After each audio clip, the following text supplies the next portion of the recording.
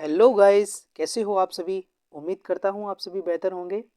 मैं सूर्यांश आप सभी का complex study classes YouTube channel में आप सभी का बहुत बहुत स्वागत करता हूँ। तो आज के इस वीडियो में हम आपके लिए सामान्य ज्ञान के 20 ऐसे प्रश्न लेकर के आए हैं जो आपके लिए बहुत ही उपयोगी हैं। और ये प्रश्न एकदम से बेसिक हैं। अगर आपको ये प्रश्न पता है तो अच्छा है, और अगर नहीं पता है तो इन प्रश्नों को नोट कर लीजिए अपनी कॉपी में और इनको याद कर लीजिए।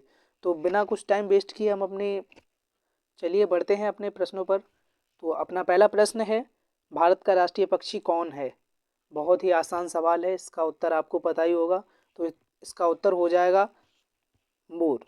मोर भारत का राष्ट्रीय पक्षी है। क्लियर है इतनी बात। अगर इतनी बात क्लियर है तो हम बढ़ते हैं अपने अगले प्रश्न पर। तो अगला प्रश्न हमारा है, हमारी पृथ्वी का कितना भाग पानी से ढका है। जो हमारी पृथ्वी का कितना भाग पानी से ढका है। तो इसका सही उत्तर हो जाएगा लगभग 71%। हमारी जो पृथ्वी है वो पानी से ढकी हुई है। इतनी बात क्लियर है। अगर यहाँ तक आपको कोई दिक्कत नहीं है तो बढ़ते हैं अपने अगले प्रश्न पर। तो अगला प्रश्न कहता है कि जय जवान जय किसान का नारा किसने दिया था। आपका अगला प्रश्न है कि जय जवान जय किसान का नारा किसने दिया था।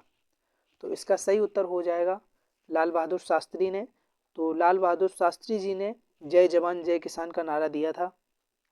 ये प्रश्न आपको याद कर लेना है, बहुत ही इंपॉर्टेंट सवाल है। अगला प्रश्न है अपना कि सूर्य पूर्व दिशा में उगता है या पश्चिम में। ये तो आपको पता ही होगा क्योंकि आप डेली देखते हैं सूर्य को उगते हुए सुबह। तो सूर्य पूर्व दिशा में उगता है। इतनी बात आपको याद रखनी है। अगला प्रश्न है हमारा, भारत का सबसे बड़ा राज्य क्षेत्रफल के हिसाब से कौन सा है। तो क्षेत्रफल के हिसाब से भारत का सबसे बड़ा राज्य राजस्थान हो जाएगा। इसका उत्तर होगा राजस्थान। क्लियर है इतनी बात। अगर यहाँ तक कोई दिक्कत नहीं है तो हम अपने अगले प्रश्न पर बढ़ते हैं। तो अगला प्रश्न है हमारा, चांद पर चलने वाले पहले व्यक्ति कौन थे। तो चांद पर चलने वाले पहले व्यक्ति आपको पता है। अगर नहीं है पता तो देखिए, चांद पर चलने वाले पहले व्यक्ति थे नील आर्म स्ट्रॉन्ग। तो नील आर्म स्ट्रॉन्ग चांद पर चलने वाले पहले व्यक्ति थे। इतनी बात क्लियर है। अगला प्रश्न है अपना, मानव शरीर में कुल कितनी हड्डियां होती हैं। ये बायोलॉजी का प्रश्न है, ये आपको याद करना है। बहुत ही इंपॉर्टेंट सवाल है। आपसे कोई भी पूछ सकता है। अगर आपसे किसी ने पूछा कि क्या आप साइंस पढ़ते हैं बेटा, अगर आपसे ये प्रश्न उसने कर दिया किसी पूछने वाले ने, अगर आपसे ये किसी पूछने वाले ने प्रश्न कर दिया कि बेटा बताइए मानव शरीर में कुल कितनी हड्डियां होती हैं, अगर आपको नहीं पता होगा तो आप इसका उत्तर नहीं दे पाएंगे। तो इसलिए आप इस प्रश्न को नोट कर लीजिए। तो मैं आपको बताता हूँ, मानव शरीर में कुल 206 हड्डियां होती हैं। ठीक है, तो मानव शरीर में 206 हड्डियां होती हैं। अगला प्रश्न बनता है कि गंगा नदी कहाँ से निकलती है।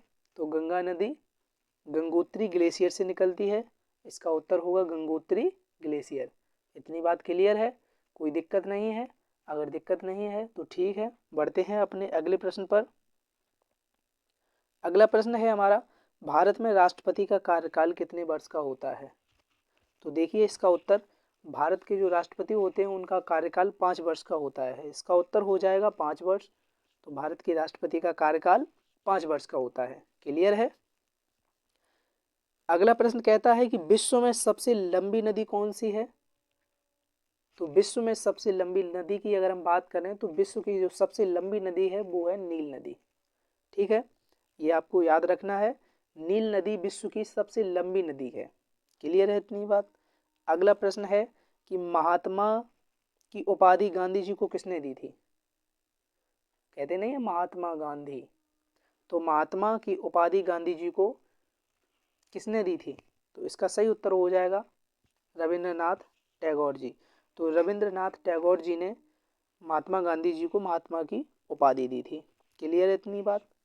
बढ़ते हैं अपने अगले प्रश्न पर। तो अगला प्रश्न है हमारा, भारत का पहला उपग्रह कौन सा था। तो भारत का पहला उपग्रह था आर्यभट्ट। ये आपको याद रखना है। तो आर्यभट्ट भारत का पहला उपग्रह था। क्लियर है इतनी बात। बढ़ते हैं अपने अगले प्रश्न पर। अगला प्रश्न है हमारा, फिर बायोलॉजी से है ये प्रश्न, ये भी आपको याद रखना है। देखिए बायोलॉजी के जो प्रश्न होते हैं कुछ ऐसे प्रश्न होते हैं जो आपको नॉर्मली याद होने चाहिए, जैसे कि पाचन तंत्र में भोजन को पचाने वाला प्रमुख एंजाइम कौन सा है। तो इसका सही उत्तर हो जाएगा एमाइलेज एंजाइम। जो एमाइलेज एंजाइम होता है ये, इसकी जो भूमिका है वो भोजन के पाचन में अहम भूमिका होती है। इसकी भोजन पाचन में भूमिका अहम होती है। ठीक है। अगला प्रश्न है हमारा, बिजली के बल्ब का आविष्कार किसने किया। तो बिजली के बल्ब का आविष्कार थॉमस एल्वा एडिसन ने किया है। तो इसका सही उत्तर हो जाएगा थॉमस एल्वा एडिसन। सॉरी मैंने यहाँ एल्वा नहीं लिख पाया है, थॉमस एडिसन आपको याद रखना है। अगला प्रश्न है अपना, भारत का संविधान कब लागू हुआ। तो भारत का संविधान 26 जनवरी 1950 को लागू हुआ। तो इसका सही उत्तर हो जाएगा 26 जनवरी 1950। ये प्रश्न सारे बेसिक प्रश्न हैं, ये आपको तो याद करने ही करने हैं।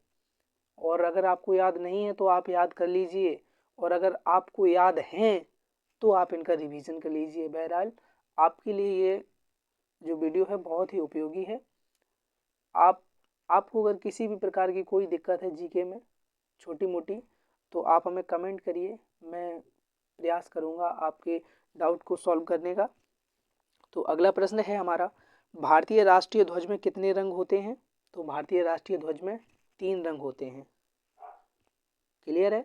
एक्चुअली रंग तो 4 होते हैं, जो उसमें तीलियाँ होती हैं वो नीले रंग की होती हैं, लेकिन लिखित में हम देख रहे हैं कि 3 ही रंग दिखाई दे रहे हैं। समझ रहे हो। तो अगला प्रश्न है अपना, भारत का सबसे ऊंचा पर्वत कौन सा है। तो भारत का सबसे ऊंचा पर्वत है कंचनजंगा। तो कंचनजंगा भारत का सबसे ऊंचा पर्वत है। क्लियर है इतनी बात। अगर यहाँ तक कोई दिक्कत नहीं है तो अपने बढ़ते हैं अगले प्रश्न पर। तो अगला प्रश्न है हमारा, पानी का रासायनिक सूत्र क्या है। ये सवाल केमिस्ट्री से है, ये जो क्वेश्चन है ये केमिस्ट्री से पूछा गया है। बहुत ही बेसिक सा प्रश्न है। जो पानी है यानी जल, इसका रासायनिक सूत्र क्या है। तो इसका रासायनिक सूत्र हो जाएगा H2O। H2O पानी का रासायनिक सूत्र H2O हो जाएगा। क्लियर है यहाँ तक। अगला प्रश्न है अपना, रावण का जन्म कहाँ माना जाता है। तो रावण का जन्म माना जाता है श्रीलंका में। ठीक है। तो श्रीलंका में ऐसा माना जाता है कि रावण का जो जन्म था वो श्रीलंका में हुआ था। क्लियर है। अब अपना इस सेशन का और इस क्लास का जो आखिरी प्रश्न है वो है, बिजली की खोज किसने की थी। तो बिजली की खोज करने वाले थे बेंजामिन फ्रैंकलिन। तो बेंजामिन फ्रैंकलिन जी ने बिजली की खोज की थी। तो दोस्तों अगर ये वीडियो पसंद आई हो तो वीडियो को लाइक करें, और ऐसे ही वीडियो देखने के लिए हमारे complex study classes YouTube channel को सब्सक्राइब करें। धन्यवाद।